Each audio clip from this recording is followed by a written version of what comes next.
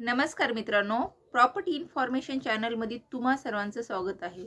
मित्रांनो, आज मी हा व्हिडिओ तुमच्यासाठी घेऊन आलेले आहे, फक्त तुमच्यासाठी। हा व्हिडिओ खूप छान राहणार आहे आणि खूप तुमच्या फायदेशीर राहणार आहे, कारण हा व्हिडिओ खूप लोकांसाठी फायदेशीर राहणार आहे। ज्या लोकांना प्रॉपर्टी विकत घ्यायची त्या लोकांसाठी पण खूप महत्त्वाचा राहणार आहे आणि ज्या लोकांना प्रॉपर्टीमध्ये बिझनेस करायचा आहे, प्रॉपर्टीची किंमत जाणून घ्यायची आहे, त्यांच्यासाठी पण हा व्हिडिओ खूप महत्त्वाचा राहणार आहे मित्रांनो।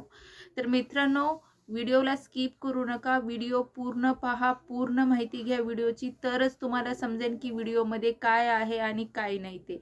आणि तर समजा हा व्हिडिओ जर तुम्ही नवीन असाल आणि अजून माझ्या चॅनलला सबस्क्राइब केलं नसेल तर प्लीज सबस्क्राइब करा।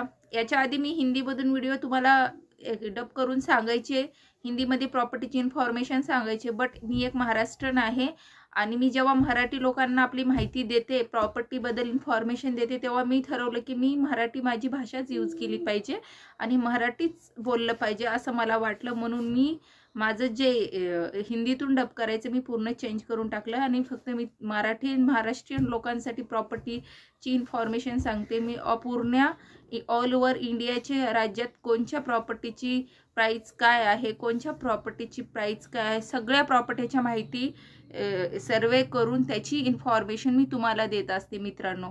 एक महाराष्ट्रीयन म्हणून मराठी लोकांनी सपोर्ट केला पाहिजे, एवढीच माझी विनंती आहे तुमच्याकडे।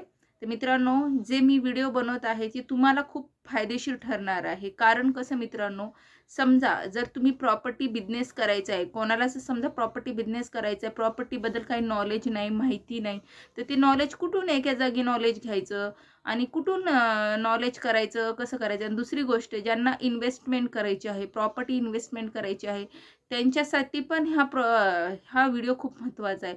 कारण त्यांना आज इन्व्हेस्टमेंट करण्याआधी माझा व्हिडिओ पाहिल्यानंतर त्यांना प्रॉपर्टीचे प्राइस प्रत्येक गावी काय चालू आहेत, आपण जिथं प्रॉपर्टी खरेदी करतोय तिथं ती प्राइस आहे का, हा व्हिडिओ महत्त्वाचा ठरणार आहे मित्रांनो। तर ज्यांना प्रॉपर्टी बिझनेसमध्ये यायचं आहे त्यांच्यासाठी पण हा व्हिडिओ महत्त्वाचा आहे, ज्यांना प्रॉपर्टी विकत घ्यायची त्यांच्यासाठीही महत्त्वाचा आहे, आणि जे ब्रोकर लोक आहेत ते एकाच गावामधली प्रॉपर्टीची प्राइस माहिती आहे, त्यांना अदर गावाची प्रॉपर्टी माहीत नाही, त्यांच्यासाठी पण हा व्हिडिओ महत्त्वाचा आहे। त्यामुळे व्हिडिओ स्किप केल्यानंतर तुम्हाला व्हिडिओची इन्फॉर्मेशन मिळणार नाही, त्यामुळे पूर्ण व्हिडिओ बघा आणि पूर्ण इन्फॉर्मेशन घेण्याचा प्रयत्न करा। मित्रांनो, आज मी महाराष्ट्रातल्या परभणी जिल्ह्याच्या प्रॉपर्टी बद्दल संदर्भात तुम्हाला बोलणार आहे, त्याचं इन्फॉर्मेशन सांगणार आहे की परभणी सिटीमध्ये शेतीची, प्लॉटची, फ्लॅटची प्राइस काय आहे ती तुम्हाला मी आज सांगणार आहे मित्रांनो। त्याची पूर्ण डिटेल्स मी तुम्हाला सांगणार आहे। तुम्ही घरी बसून ही पूर्ण माहिती ऐकू शकता आणि ही माहिती तुम्हाला महत्त्वाची राहणार आहे। कारण जर तुम्ही एक ब्रोकर असाल किंवा एक प्रॉपर्टी डीलर्स असाल किंवा प्रॉपर्टी मध्ये असाल तर हे तुमच्यासाठी खूप महत्त्वाचं आहे, किंवा प्रॉपर्टी विकत घ्यायची असेल, प्रॉपर्टी परचेस करायची असेल तर ही माहिती तुमच्यासाठी खूप उत्तम माहिती आहे मित्रांनो। आता परभणी तुम्हाला माहित असेल, मी काही लोकांना माहित आहे काही नाही, मराठवाड्यामध्ये येणारी ही परभणी जिल्हा, जे मराठवाड्यातले लोक आहेत त्यांना परभणी म्हणलं तर माहित आहे, पण जे मराठवाड्याच्या इतर लोक आहेत तर त्यांना परभणी जिल्हा माहित नसेल। त्यामुळे मी सांगते, महाराष्ट्रामध्ये परभणी जिल्हा आहे जे की महाराष्ट्रामध्ये येतो, त्या जिल्ह्याच्या प्रॉपर्टी संदर्भात मी हे सांगत आहे। त्याची किंमत काय, त्या प्रॉपर्टीची किंमत काय, परभणीमध्ये प्रॉपर्टीची किंमत किती चालू आहे, काय आहे, त्या संदर्भात मी माहिती देणार आहे। तर आता आपण सुरुवात करूया, परभणीच्या प्रॉपर्टीची माहिती घेण्याची सुरुवात करूया। आणि मी जे तुम्हाला एक प्राइस सांगणार आहे त्याच्या आधी एक एक्झाम्पल देऊन तुम्हाला एक प्राइस सांगणार आहे। काही लोकांना असं वाटतं की मी जास्तच ओव्हर प्राइस सांगते, तसं नाही मित्रांनो। मी तुम्हाला प्राइस प्रॉपर्टीची जे खरी आहे तेच सांगते, कारण तुम्ही सर्वे केल्यावर तुम्हाला पण समजून जाईल की प्रॉपर्टीची प्राइस काय आहे ते। कारण कसं मित्रांनो, जी मी प्रॉपर्टीची प्राइस तुम्हाला सांगते ती प्राइस जर खोटी निघली तर तुम्ही कमेंट्स बॉक्समध्ये मला विचारू शकतात, काही प्रॉब्लेम नाही। पण जी मी प्रॉपर्टीची प्राइस तुम्हाला सांगणार आहे ती एकदम मीडियम प्राइस आहे, की ज्या सिटीमध्ये जी प्राइस आहे तीच प्राइस मी तुम्हाला सांगणार आहे। कारण कसं काय मित्रांनो, की ज्या सिटीमध्ये जी प्राइस चालती तीच खरी प्राइस मी तुम्हाला सांगणार आहे। आता प्रॉपर्टीची प्राइस बी कशी असते, स्टेबल राहत नाही। स्टेबल का राहत नाही प्रॉपर्टीची प्राइस? कारण आता तुम्हाला एक एक्झाम्पल सांगते, एकच गावामध्ये जर तुम्ही राहत असाल, एक एरिया डेव्हलप आहे आणि एक एरिया डेव्हलप नाही आहे, तर ज्या एरियामध्ये डेव्हलप आहे त्या एरियामध्ये जर प्लॉट विकायला निघालं तर ते किती रेटनं जाऊ शकतं, आणि ज्या एरियामध्ये प्लॉट डेव्हलप झालेलं नाही, ज्या एरिया डेव्हलप झालेला नाही तिथे प्लॉट विकायला आलं तर दोन्हीपैकी कोणत्या एरियातलं प्लॉट जास्त महागात विकेल? एक्झॅक्टली जिथे एरिया डेव्हलप झालेला आहे त्याच एरियामध्ये प्लॉट महागाचं विकेल ना. जिथे एरियाच डेव्हलप जास्त झालेला नाही तिथे कमी भावामध्ये विकत. अशा प्रकारेच असतं की प्रॉपर्टीची प्राइस असते. सिटी एकही असली तरी एरिया वाईज असते. जर एरिया वाईज जर मी सांगत बसले तर हा व्हिडिओ इतका मोठा होणार मित्रांनो, खूप मोठा होणार. त्यामुळे मी तुम्हाला शॉर्टकटमध्ये समजवण्याचा प्रयत्न करते आणि प्रॉपर्टीची एक अमाऊंट तुम्हाला सांगायचा प्रयत्न करते की जे की तुम्हाला ते महत्त्वाचं आहे. आता हे तुम्हाला महत्त्वाचं कसं आहे, समजा एका गावची प्रॉपर्टी त्या संदर्भात जी एक अमाऊंट असते, स्थिर अमाऊंट, त्याच्या खाली किंवा वरती प्रॉपर्टीची अमाऊंट जात नाही. त्याच्या आत किंवा मध्ये किंवा खाली या तिन्ही गोष्टीतच प्रॉपर्टीची एक स्टेबल अमाऊंट असते एका गावाची. ती अमाऊंट सर्वे करून त्यावर स्टडी करून हा व्हिडिओ मी तुमच्यासाठी बनवलेला आहे. आणि जी मी प्राइस तुम्हाला सांगत आहे ती प्राइस तुम्ही देखील तिथे गेल्यानंतर तुम्हाला तीच प्राइस पाहायला मिळेल, जी मी सांगितलेली प्राइस आहे तुम्हाला तीच. तर मित्रांनो सुरुवात करूया. समजा परभणीमध्ये तुम्हाला एक प्लॉट घ्यायचा आहे, चांगला एरिया आहे आणि खूप छान एरिया आहे, डेव्हलप एरिया. आता पहिली गोष्ट परभणी एक जिल्हा आहे, विकसित जिल्हा आहे. पण परभणीमध्ये कसं आहे, काही एरिया डेव्हलप झालेले आहेत आणि काही एरिया अजूनही तिथे डेव्हलप झालेले नाहीत. त्यामुळे परभणीमध्ये जास्त मुस्लिम लोकांची संख्या भरपूर मध्ये आहे. त्याच्यामुळे जे मुस्लिम लोकांचे एरिया आहेत ते तेवढे डेव्हलप झालेले तुम्हाला दिसत नाहीत. आणि त्या ठिकाणी जर प्रॉपर्टीचे भाव जर तुम्ही केले तर त्या ठिकाणी प्रॉपर्टीचे भाव तुम्हाला खूप कमी भावामध्ये मिळणार. पण ती प्रॉपर्टी कमी भावामध्ये प्लॉट तिथे तुम्हाला मिळून जातील. पण जो एरिया डेव्हलप झालेला आहे परभणीमध्ये आणि चांगल्या प्रकारे डेव्हलप झालेला आहे तिथे तुम्हाला प्रॉपर्टीचे भाव अति जास्त बघायला मिळतील. जसं की आता तुम्हाला मी एक्झाम्पल्स न सांगते, जर एखादा डेव्हलप एरिया आहे तिथे जर तुम्हाला प्लॉट घ्यायचा असेल परभणीमध्ये तर तुम्हाला NA44 प्लॉटबद्दल मी बोलते. जर NA44 प्लॉट घ्यायचा असेल तर तुम्हाला किती प्राइस पे करावा लागणार आहे? त्यासाठी तुम्हाला 30 लाख रुपये परभणीमध्ये 30 लाख रुपये 1000 स्क्वेअर फीटच्या एरियासाठी शिल्लक ठेवा लागणार आहे. तेव्हा तुम्हाला NA44 प्लॉट परभणीमध्ये मिळून जाईल. आता कमर्शियल प्लॉटचा जर विचार केला तर तुम्हाला जर परभणीमध्ये कमर्शियल प्लॉट जर घ्यायचा असेल तर तुम्हाला 40 ते 50 लाख रुपये तुम्हाला तुमच्याकडे असले पाहिजे. तेव्हा तुम्हाला कमर्शियल प्लॉट 1000 स्क्वेअर फीटचं तुम्हाला भेटून जाईल. आता दुसरी गोष्ट मित्रांनो, जर तुम्हाला तिथे अजून प्लॉट्स घ्यायचे असतील, जर कमी एरियामधले म्हणजे जिथे जास्त कमी डेव्हलप एरिया झालेला आहे तिथे जर प्लॉट घ्यायचे असेल तर तिथे काय प्राइस असेल? तर मित्रांनो तिथं तसे पण एरिया आहेत आणि जिथं की प्रॉपर्टीचे प्राइस कमी आहेत. आणि ते कमी असल्यामुळे काय होणार की तिथं एरिया वगैरे व्यवस्थित नसणारे, म्हणजे आजूबाजूला मस्जिदचे एरिया असणार आहेत. आणि तुम्हाला माहिती आहे मित्रांनो, जिथे मस्जिद वगैरे असे ठिकाणं असतात तिथे प्रॉपर्टीचे प्राइस कमी असतात. मोहल्ला असतो तिथे प्रॉपर्टीचे प्राइस कमीमध्ये असतात. कारण त्यांच्या इलाक्यामध्ये जास्त आपले लोक प्लॉट घेत नाहीत आणि राहत नाहीत. त्या ठिकाणी प्रॉपर्टीचे प्राइस कमी राहतात. ते कुठे बी तुम्हाला बघायला मिळणार आहे मित्रांनो. आता मित्रांनो तुम्हाला सांगते, जर ज्या एरिया डेव्हलप नाही तिथे परभणीमध्ये तुम्हाला प्लॉट किती रुपयामध्ये मिळणार आहे?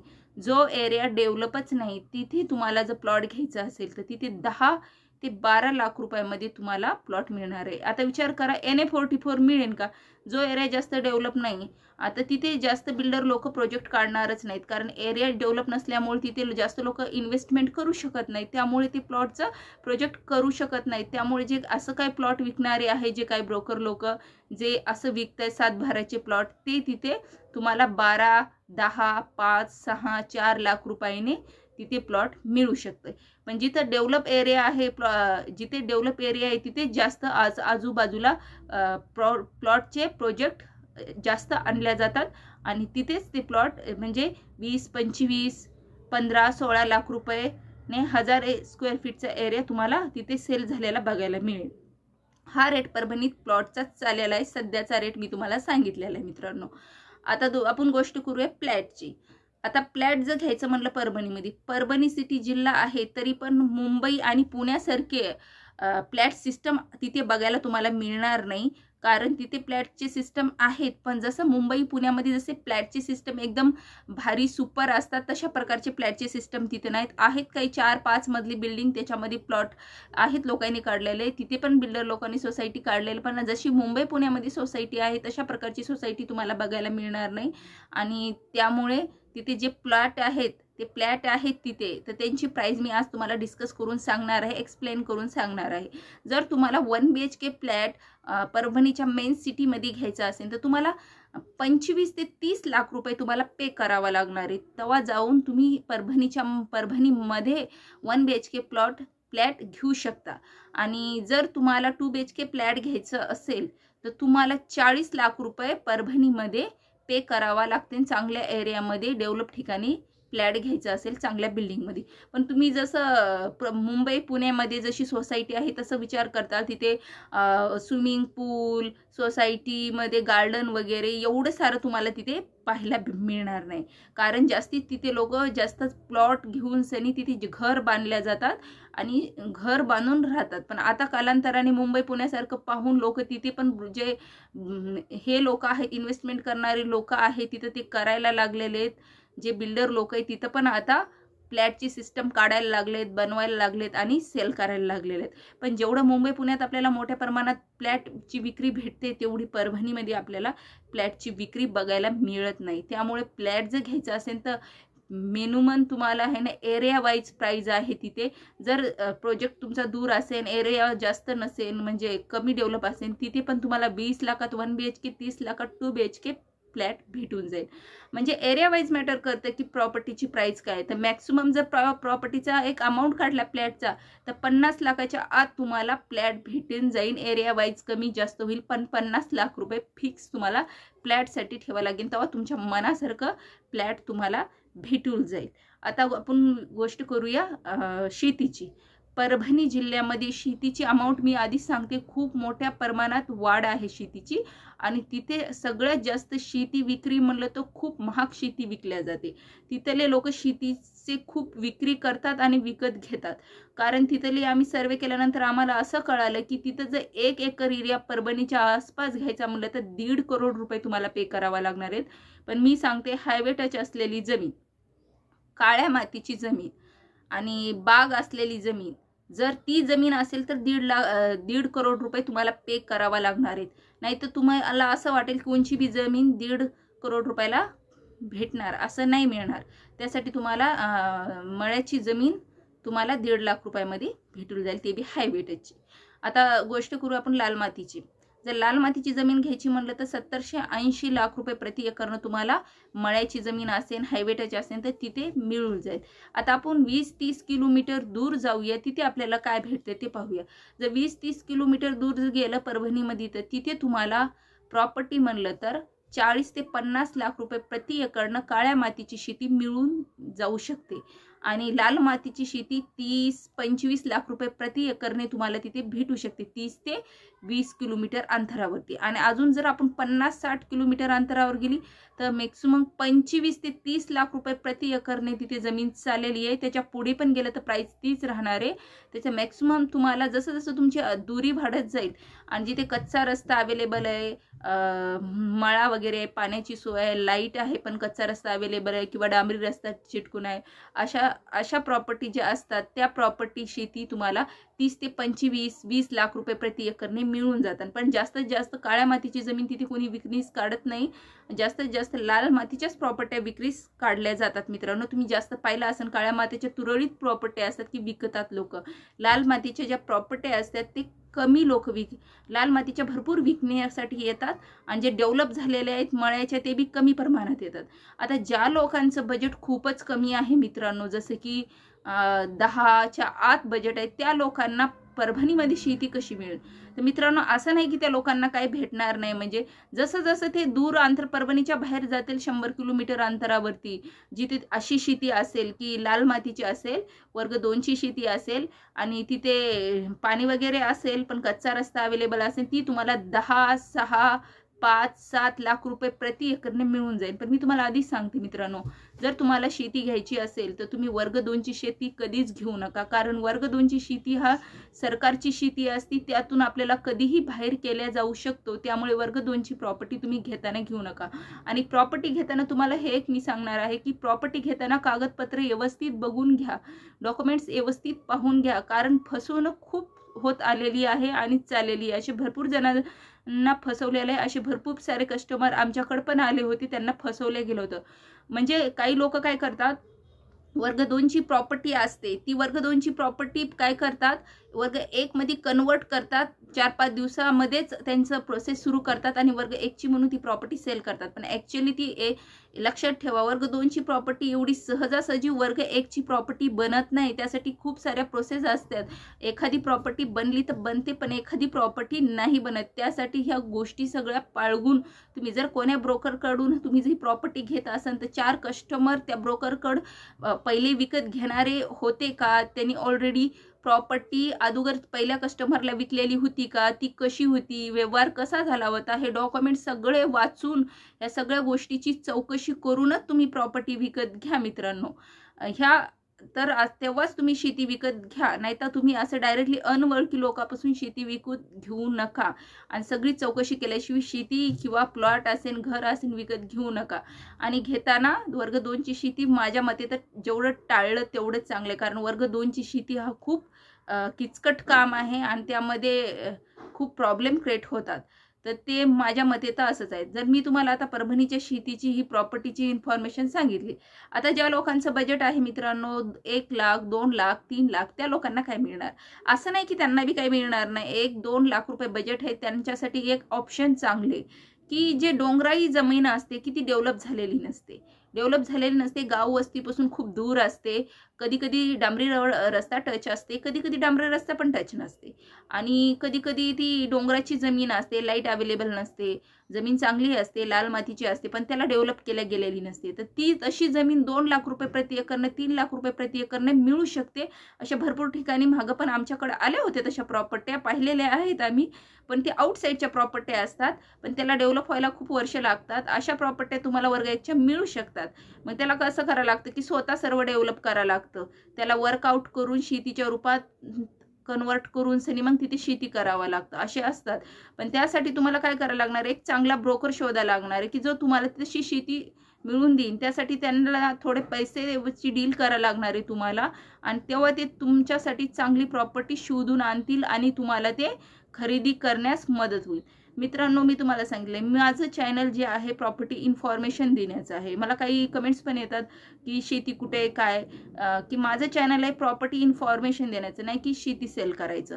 तरी पण मी तुमच्यासाठी म्हणजे मी तरी पण तुमच्यासाठी टेलिग्राम ग्रुपची लिंक डिस्क्रिप्शनमध्ये दिलेली आहे प्रॉपर्टी संदर्भात। तिथे भरपूर साऱ्या प्रॉपर्टी येतात महाराष्ट्राच्या, आणि तिथं तुम्हाला प्रॉपर्टी विकत घेण्यासाठी सोपं जाऊ शकते। जर माझ्याकडे कोणत्या प्रॉपर्ट्या आल्या तर मी डिस्क्रिप्शन बॉक्समध्ये प्रॉपर्ट्या वगैरे पूर्ण प्रॉपर्ट्याचं जो हे आहे डिटेल्स ती डिस्क्रिप्शनमध्ये सेंड करेन।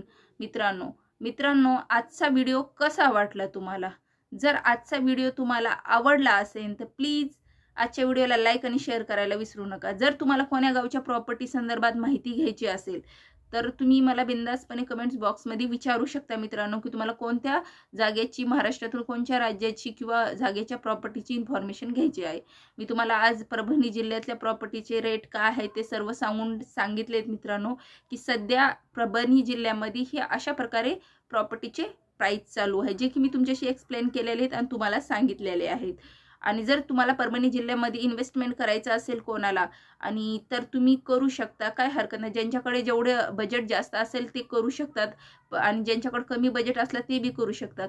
तुम्हाला परभणीमध्ये 3-4 लाख रुपये, 1 लाख रुपये म्हणजे 3-4 लाख रुपयामध्ये तुम्हाला प्लॉट भेटू शकतं, पण ते एरिया डेव्हलप झालेला नसेल, कारण परभणीमध्ये अर्धा पाकिस्तान झाल्यासारखा दिसतो त्या जिल्ह्यामध्ये। तुम्हाला तिथे फिरायला गेलं किंवा बघायला गेलं, प्रॉपर्टीचे सर्चिंग करायला गेलं तर तुम्हाला समजून जाईल। आणि जे डेव्हलप एरिया आहे त्याच्यामध्ये अमाऊंट खूप जास्त पे करावा लागणार आहे, म्हणजे तिथे दोन्ही बी अशा प्रॉपर्ट्या, दोन्ही साईडच्या प्रॉपर्ट्या आहेत। पण काही तिथं असे पण एरिया आहेत की खूप लोकांनी इन्व्हेस्टमेंट केली, पण अजून पण तिथले एरियाज रस्ते बनले नाहीत, काही बनले नाहीत. त्यामुळे लोक इन्व्हेस्टमेंट करून सुद्धा तिथे म्हणजे फसताही पडलेले आहेत. असे पण काय प्रॉपर्टी आहेत त्या एरिया साईडमध्ये. त्या कारण असतं त्या गोष्टीला, पण तिथे मी तुम्हाला असं एक्सप्लेन करून कारण रिझन सांगू शकत नाही. कारण तुम्ही तिथे गेल्यानंतर तुम्हाला सगळं दिसेलच, कारण रिझन काय काही नाही. आपण प्रॉपर्टी इन्फॉर्मेशनबद्दल हा व्हिडिओ बनवलाय, तर आपण त्याच विषयाच्या संदर्भात चर्चा केलं तर चांगलं होईल असं मलाही वाटतं. तर मित्रांनो, अशा प्रकारे जी परभणीची प्रॉपर्टी होती त्याची इन्फॉर्मेशन मी तुम्हाला दिली. जर मित्रांनो माझी इन्फॉर्मेशन जर खोटी असेल तर तुम्ही स्वतः जर सर्चिंग करून जर जी मी दिलेली इन्फॉर्मेशन तुम्हाला खोटी वाटली असेल, जर तुम्ही सर्च करून मला अमाऊंट सांगा. कारण मी जी अमाऊंट सर्च करून तुम्हाला सांगितलेली ती कधीच खोटी निघणार नाही. हां, तुम्ही असं बोलता की तुम्ही ज्या एरियात बसला तो एरिया डेव्हलप असेल किंवा नाही डेव्हलप असेल त्याची प्राईस सांगताल आणि तुम्ही मला म्हणू शकता कदाचित की जी मी प्राईस सांगितली ती खोटी आहे. पण एक गोष्ट लक्षात ठेवा, मी आताही सांगते, परभणी जिल्ह्यामध्ये कोणत्याही गाव असू दे, तिथेली प्राईज एरियानुसार, गल्लीनुसार, परत त्याचा एरिया डेव्हलप आहे का नाही त्यानुसार असते. एका सिटीमध्ये वेगवेगळी प्राईज असू शकते, एकसारखी समान प्राईज नाही. तुम्ही बोलताना एका एरियामध्ये 20 लाख आहे तर दुसऱ्या एरियामध्ये 30 लाख कशी असू शकते?